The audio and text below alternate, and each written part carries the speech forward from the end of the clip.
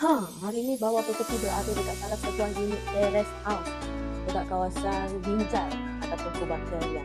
Okey, hari ni andaikan tuan-puan yang ada dalam ni, tuan-puan sendiri yang viewing. Ni tangan tuan-puan. Boleh tengok parking lot kat sini boleh muat 2 biji kereta. Jom kita masuk. Masuk, inilah bahagian dalamnya. Sofa yang eksklusif, dah siap dengan kapal. Unit ni adalah unit fully furnished.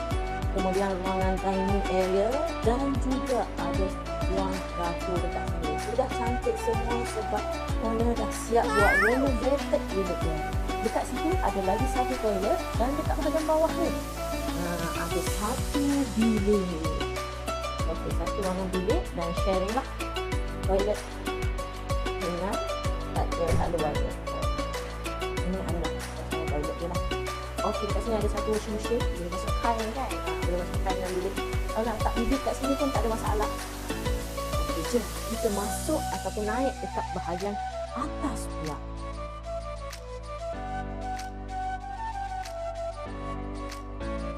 Kita sampai ke bahagian atas, tuan-tuan disajikan dengan breakfast macam ni.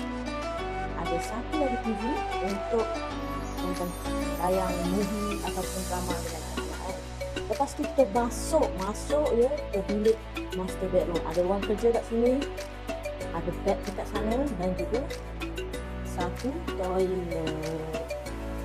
Tak lupa juga untuk master bedroom ni ada balcony untuk tengok pemandangan kita.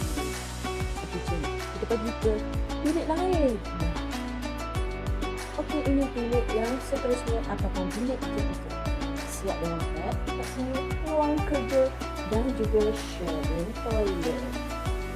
Bila kita keluar daripada sharing toilet itu, kita masuk ke bilik yang terakhir ataupun bilik yang keempat. Ini adalah ruang kerja lagi, tapi ada tempat pemilihan kain dekat situ. Ini suasana bilik tu. Yang mana nak tahu maklumat yang lebih detail, lebih lengkap, bolehlah hubungi 011 37 58 1340.